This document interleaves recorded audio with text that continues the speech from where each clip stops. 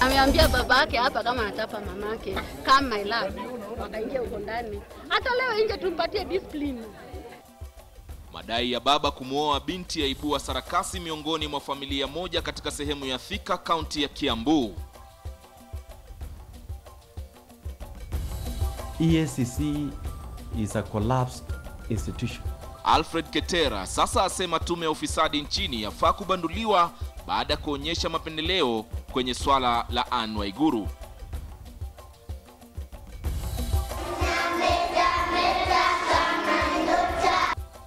Kwenye makala yetu maalum ya elimu na taaluma tunaangalia umuhimu wa masomo ya chekechea. Na michezoni, Mercy Cherono aweka kando masaibu ya mwaka jana na kuangazia mwaka huu wa Olimpiki.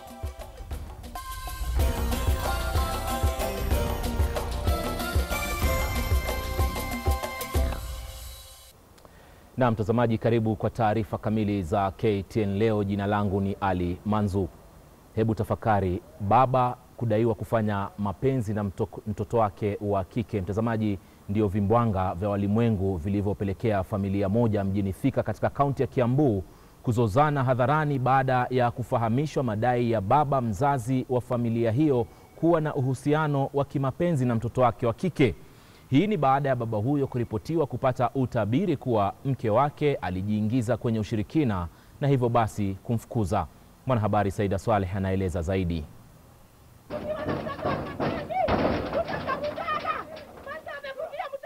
Ilianza na hodi ya mama huyo aliyekuwa akibisha mlango wa nyumbani kwake, nyumba aliyekuwa hana nafasi tena, iliyopata mpangaji mwingine akidaiwa kurudi ili kumchukua mtoto wake wa umri wa miezi 6 aliyelazimika kumwacha baada ya ugomvi wa kinyumbani, ikionekana kuwa kidonda cha ugomvi huo kilikuwa kingali kibichi. Lakini alipofunguliwa haikuwa wakati wa kukaribishana ndani. Ikawa ni vuta ni kuvute baina ya baba na mama na mtoto wa kiume na binti. Madai yakiibuka kuwa baada ya baba wa boma kumfukuza mama kwa madai ya mama huyo kuwa na ibada potofu, alimnyemelea binti yao na kuishi naye kama mke na mume. Mtoto wako na ule msichana nimeachwa na hao watoto walipewa na baba yake. Ndio lalage na huyo mtoto kama nimefukiwa hiyo rumu miezi 3. Huyo mtoto huwa anarepu watoto tafadhali. Sasa mtoto hapa nyumbani, yeye akatoroka akaenda. Wakati alitoroka akaenda, sasa mimi wakati nilizwa kwa chifu, ndio nilikuja na hawakunikoja hata kwa chifu pale police station Makogeni. Walienda wakaandikisha statement, chifu akaniambia wale walikuwa wakinitaka wameenda. Akatuacha sisi. Huyo bibi Watasema hivyo. Aliitwa kazi na Nairobi.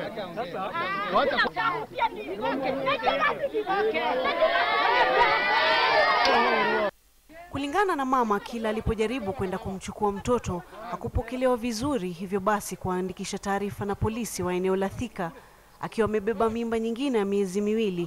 Babake hapa kama atapa mamake kama my love, wakaingia huko ndani. Hata leo nje tumpatie discipline. Sio si tabia. Analalaji na babake. Sasa hapa akikaa haki anaweza kuta ni kifo. Ni mama ndiye amekuja kupiga ripoti. Ni kweli. Sawa? Yes. Unamdhulumu sana. Sawa. Wacha tuone hivyo sababu everybody is protected by the law. Yeah. Sinema hiyo ikiwa imevutia umati wa watu walioshika tama kwa mshangao, ikiwa lazimu polisi kuingilia kati ili kuleta utulivu katika eneo hilo na kufululiza hadi kituo cha polisi ili kubaini mbivu na mbichi. Saida Swali, KTN leo.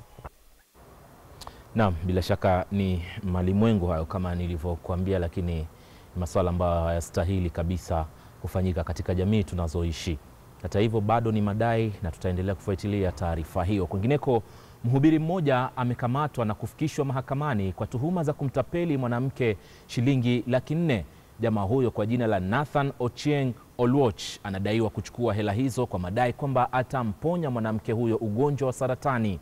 Hata hivyo, mama huyo ambaye ni mfanyi biashara alipobaini ametapeliwa akaarifu polisi kutoka kituo cha Parklands. Askari mmoja alimpigia simu mshukiwa akitaka kupanda mbegu ya shilingi 100,000 kwa madai kwamba anaugua saratani, na wakaagana kupatana nje ya kanisa la Winners Chapel hapa Nairobi alikodaiwa mshukiwa kwamba anahudumu, ndiposa akaweza kukamatwa. Usimamizi wa Winners Chapel hata hivyo umejitokeza na kusema mshukiwa si mmoja wa wahubiri katika kanisa hilo.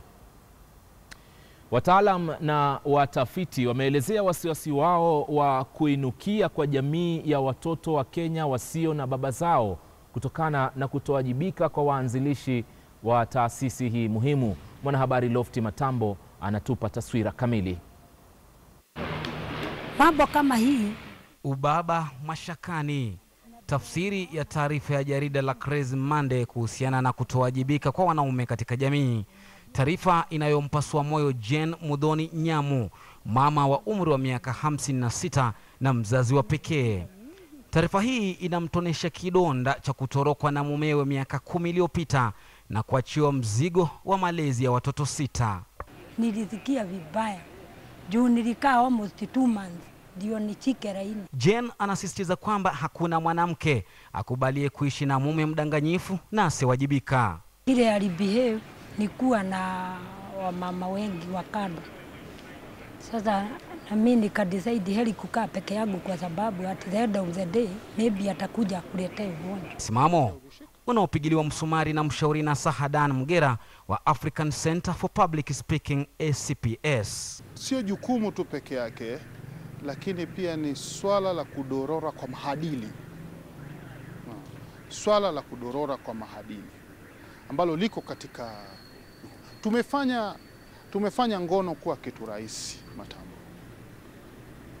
Ngono imefanywa kuwa kitu rahisi. Sasa maadili ya medorora, na kwamba msichana akija hapa leo either atakudanganya alale na wewe na anajua yuko katika zile siku ambazo yajua anaweza kupata mimba, na atashika mimba na hata kwambia sasa atazaa na atalea mtoto wake, na kuna wakati mwingine anaelewana naye anasema mimi nataka mtoto wako.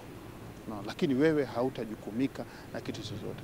Utafiti wa mwaka 2013 wa Shelley Clark wa McGill University nchini Canada ulionyesha kuwa kati ya wanawake 10 wa Kenya, 6 wana uwezo wa kuwa wazazi wa pekee. Karibu ya 30% ya watoto wa Kenya wakizaliwa nje ya ndoa. Watoto wanaozaliwa nje ya ndoa kule Ethiopia ni 5% pekee. Jane hana fahari ya kumwona bintie akimlea mtoto bila baba mzazi. Siwezi taka juu ile kazi gumu angenisaidia saa hii sioni. Ile inakuaga gumu ya baba na mama ni kulea. Na sasa already hii kulea ni kama imefika mwisho. Kulingana na jarida la Crazy Monday, sasa wanaume wa Kenya wamekubali kuwafadhili wanawake kwa mbegu za uzazi. Hiyo ni tabia baya sana. Na kuwa tu viwiliwili nyumbani. Hii ikihofiwa kuwa harabu kwa maadili ya taifa zima. Kudorora kwa haya maadili linaonekana jambo dogo, kupachika msichana watu mimba na alafu uwepe, ama hata kama mlielewana kutochukua hilo jukumu. Lakini ndio hiyo inaonekana, angalia nchi yetu vile ilivyo. Mtu anapopatiwa afisi sasa hajikumiki. Masaibu majumbani yanakisiwa kuwapa sonono akina baba wengi na kuwafanya waamue kujitenga na familia zao. Huenda ni mdahalo ambao unaweza ukakosa upeo. Hata hivyo, wataalam wa masuala ya kijamii wanasisitiza wajibu kwa wake na waume ili kwamba maadili yakaweze kuiongoza jamii. Lofty Matambo, KTN leo, Nairobi. Mtazamaji, tuende kwenye kingo za siasa ambako baadhi ya wanasiasa wameukosoa uamuzi wa tume ya kupambana na ufisadi nchini kumwondolea lawama aliyekuwa waziri wa ugatuzi Anne Waiguru ambaye alikuwa anakabiliwa na tuhuma za ufisadi. Wabunge Alfred Keter na Olago Alwoch wanasema tume hiyo imezima ile azma ya kupambana na ufisadi nchini. Elvis Kosgei na taarifa zaidi. The is a collapsed institution. We should do as National Assembly and Parliament the necessary step of insisting on vetting of those officials who are working for EACC. I'll petition Parliament to ensure that we vet and we remove most of those individuals who are working for EACC. We will not allow that. Immediately when we resume tomorrow, I will petition Parliament so that we ensure that we have a clean EACC, an institution that can fight graft. Gavana wa kaunti ya Murang'a Mwangi wa Iria amefika mbele ya tume ya maadili na kupambana na ufisadi EACC. Iria anatuhumiwa kuwahangaisha kumradhi maafisa wa tume hiyo waliovamia makao yake wiki 2 zilizopita. Maafisa hao walivamia makao ya gavana Iria huko Thika kwa madai kwamba anahusika katika utumizi mbaya wa mamlaka, ufisadi pamoja na mapendeleo katika kutoa zabuni na hata ununuzi wa vifaa katika kaunti ya Murang'a.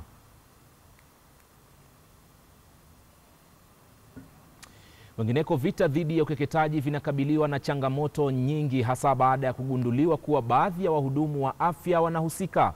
Haya yalibainika kwenye hafla ya kuadhimisha siku ya vita dhidi ya uozo huo katika eneo la Loitoktok, kaunti ya Kajiado. Mwanahabari Mark Namaswa alikuwa katika sherehe hiyo na hii hapa taarifa yake. Mandhari ya Loitoktok ni ya kuvutia. Licha ya upana wa eneo hili kuwa changamoto kwa watoto wanaopania kuelekea shuleni kwa masomo ya msingi. Lakini ukeketaji wa wasichana wa Kimasai ambao baadaye huozwa wakiwa wachanga umekuwa kero. The Maasai community remains one of the communities, actually one of the 4 communities practicing female genital cutting. They are doing it for their own cultural reasons and benefit. That we have to respect. But I think they are also a very good community that they are able to accept the alternative so that girls are not circumcised. Ushirikiano wa karibu ukihusisha wakeketaji wa zamani ni baadhi ya mbinu zinazotumiwa kupiga vita hivi, kama sherehe mbadala za kuwavusha kutoka utotoni na kufunzwa mambo ya utu uzima ila kwa njia tofauti. Tumeona ukeketaji ya wasichana sio haki na sio mzuri. Tumeona masara mengi. Anajikeketa msichana, anaweza kumwaga damu mingi, anakufa.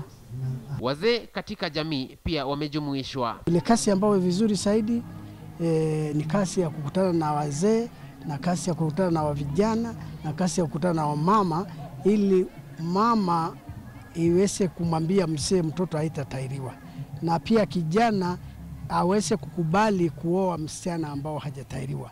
Tulizungumza na baadhi ya wasichana waliochaguliwa kama mabalozi wa jamii na shirika la Amref wanaowapa wenzao mafunzo na kupiga vita mila potovu. After realizing that FGM is bad, I decided to fight against it, and also I decided to advise our girls, because I have many friends who are planning to engage in it, but after advising them, they realize that it's bad and they forget about it. Lakini kama itikadi nyingi zilizoharamishwa, changamoto zinaibuka na mbinu bunifu za kukwepa mkono wa sheria zinazidi kuibuka.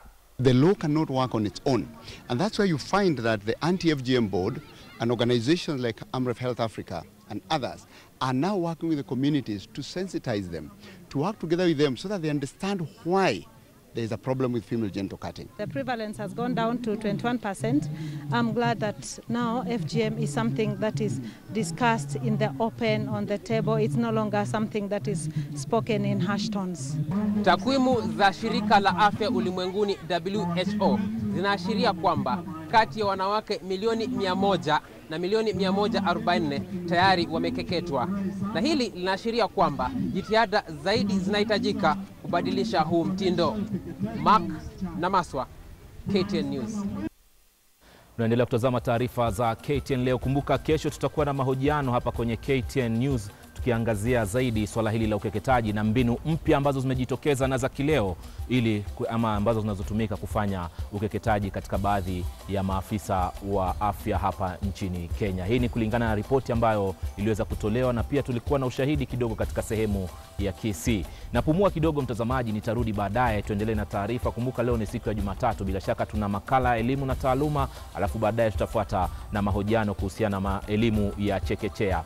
Usiende mbali, pata kamusi ya leo, alafu tutarudi tuendelee. Katika kamusi ya leo tunaangazia neno fuvu. Fuvu ni sehemu ya kichwa inamokaa ubongo.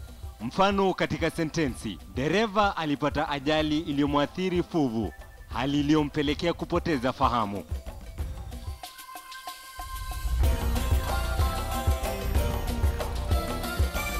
Huwa tuna makala maalum ya elimu na taaluma, na kuambatana na ugawanaji majukumu kati ya serikali kuu na serikali za kaunti. Elimu ya chekechea inasimamiwa na serikali za kaunti kwa sasa.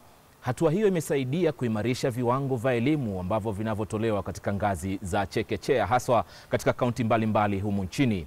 Robert Wanyonyi, mwanahabari mwenzangu huyu, anatathmini ubora wa elimu ya chekechea katika kaunti ya Bungoma.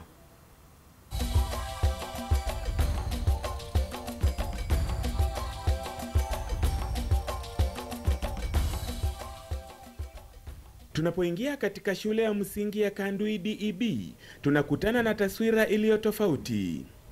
Jengo jipya na la kisasa linalotumiwa na wanafunzi wa chekechea, na ndani ya darasa masomo kwa watoto wachanga yanaendelea. Mradi wa kujenga madarasa ulionuia kuziimarisha shule zote katika kaunti umelenga madarasa mapya na ya kisasa ya chekechea ulianzishwa takribani miaka 3 iliyopita. Waziri wa elimu katika kaunti ya Bungoma Bi Beryl Mutehele anaelezea juu ya mradi huo. Tuliingia afisini kuanza kazi. Idadi ya wanafunzi katika shule za chekechea ilikuwa karibu 70,000 hivi.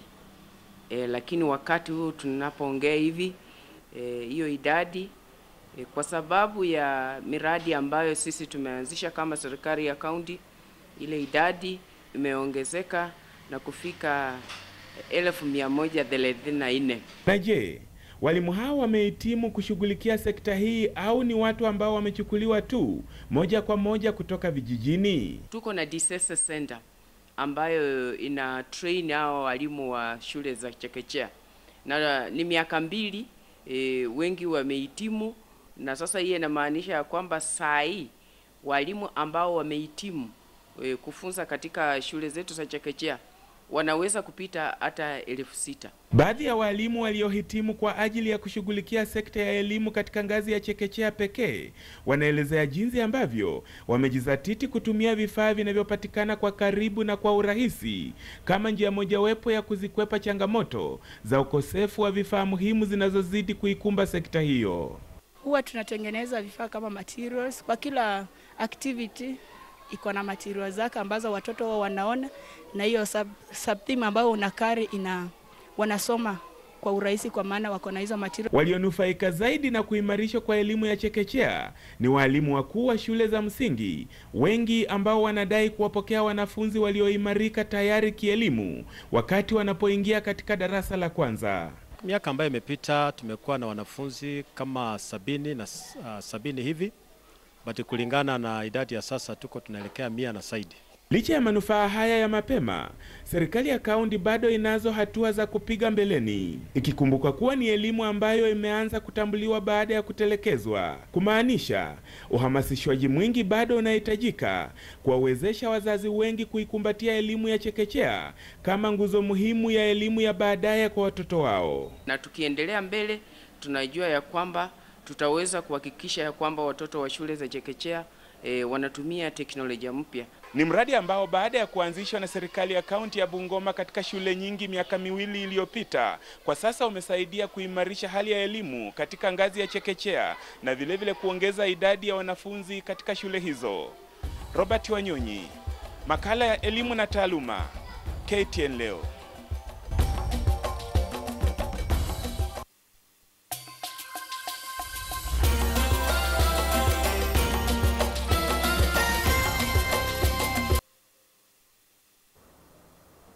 Naam, karibu tena mtazamaji kwenye meza ya KTN leo michezo. Dereva wa kutajika humu nchini kwenye mashindano ya mbio za magari Baldev Chaga anatumai kushinda taji la kitaifa la mbio hizo aliloshinda mwisho mwaka 2014. Dereva huyo anahisi kwamba upinzani unazidi kuwa mkali kila mwaka. Robinson Okenya alizungumza naye na kuandaa taarifa ifuatayo. Dereva wa kutajika Baldev Chaga alikuwa akitarajiwa kutoa taji la kitaifa la mbio za magari humu nchini mwaka jana baada ya kushinda taji hilo mwaka 2014. Licha ya matarajio kuwa makubwa, mambo ya kwenda alivyotarajia gwiji huyo baada ya yeye kupata ushindani mkali na kukosa taji hilo. You know, in this game there's a lot of luck, there's a lot of things like that. So things really didn't work in our favor all in all for 2015. So we still tried hard. still had decent positions in whichever rallies we finished. But Chaga ambaye alikosa kushiriki mkondo wa Kajiado na pia kukosa kumaliza awamu mbili za mashindano ya kitaifa, anahisi kwamba madereva wapya walitoa upinzani mkali kwenye mashindano hayo. Gwiji huyu anadokeza kwamba dereva kutoka Finland Tapio Lukanen ndiye aliyeng'ara zaidi. Very welcoming to see international drivers like Tapio come in, and the pace that he set up was really amazing and fantastic. It really has made everyone pull up their socks. It has made everyone drive harder. Very good. You can't just keep, even being an athlete or whatever, if you keep running alone and you keep winning, you don't know how good you are until somebody comes and beats you. Chaga ambaye anatumia gari aina ya Mitsubishi Evolution 10 anatumai kwamba msimu huu taji huenda likawa lake tena. I'm to a point in my career where we have to do the best we can. It's no more just all about fun. We have to go and do the best we can, and which means win the championship, and it's always our intention and our only intention. Dereva huyu ambaye alitajwa kama dereva bora nchini mwaka wa 2014 pia nahisi kwamba madereva wenzake kwenye timu ya Kabras, Onkarai na Tejvir Rai watatoa upinzani mkali kwenye mashindano ya mwaka huu. Mkondo wa kwanza katika mashindano ya kitaifa mwaka huu utaandaliwa tarehe 28 mwezi Februari. Robinson Okenye, KTN Michezo. Kwingineko, bingwa wa Jumuiya ya Madola kwenye riadha Mercy Cherono kumradhi, ana matumaini ya kuwakilisha Kenya kwenye michezo ya Olimpiki jijini Rio nchini Brazil katika mbio za mita 1500. Cherono alikumbwa na changamoto za majeraha msimu uliopita na kumpelekea kumaliza katika nafasi ya 5 kwenye mashindano ya dunia jijini Beijing kule Uchina. Bingwa wa Jumuiya ya Madola makala ya mwaka 2014 Mercy Cherono anajiboga mazoezini akitia bidii ya mcho kuhakikisha kuwa msimu wake wa mwaka 2016 utakuwa ni wa kufana. Cherono anaangazia msimu huu akiwa mwingi wa matumaini kuwa ataboresha matokeo yake ya mwaka huu ikilinganishwa na msimu uliopita ambapo alikumbwa na changamoto za majeraha. This year we have started so well and we are keeping moving, training so hard and focus for the next season. Bingwa huyu wa dunia wa mbio za nyika upande wa chipukizi mwaka 2010 alimaliza katika nafasi ya 5 kwenye mashindano ya dunia mwaka uliopita jijini Beijing, Uchina. World Championship last year was a big achievement for me because it was like I trained only 1 month and then took trials for World Championship and I made it, so it was a big challenge even though I had a lot of challenges. Msimu wa mwaka huu tayari una dalili za kufana kwa mwanariadha huyu ambaye tayari ameshiriki mashindano ya mbio za nyika nchini Italia na Uhispania. Cross country is not like track events, and because cross country is just only for long races, like for few events, and also for its favor because it's heavy endurance, and when it comes to the track season it will help because of we'll only work for a few improvements. Kumichezo Olimpiki kiwadia, Cherono ambaye pia ni mwanariadha wa mbio za mita 1500 anasema kuwa anaangazia mbio za mita 5000 msimu huu akinuia kutoa ushindi wa Olimpiki. Lynn Washira, KTN Michezo. Tuende kwenye taarifa za maeneo na timu ya taifa ya DR Congo ndio mabingwa wa mashindano ya kandanda ya CHAN yaliyoandaliwa mjini Kigali nchini Rwanda. Mechak Elia alitia kimiani mabao mawili kabla ya Jonathan Bolingi kuongeza la 3 na kuipa The Leopards ushindi wa kombe hilo kwa mara ya pili. Hivi ndivyo mambo yalivyokuwa.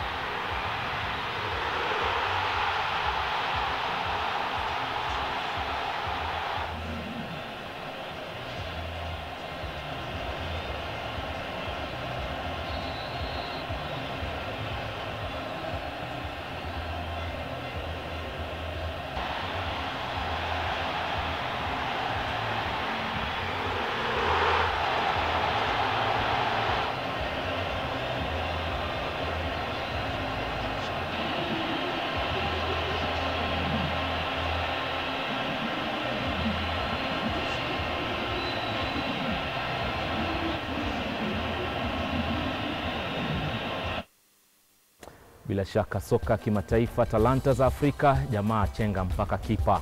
Mwisho wa taarifa za KTN leo mtazamaji, asante sana kutazama taarifa hizi.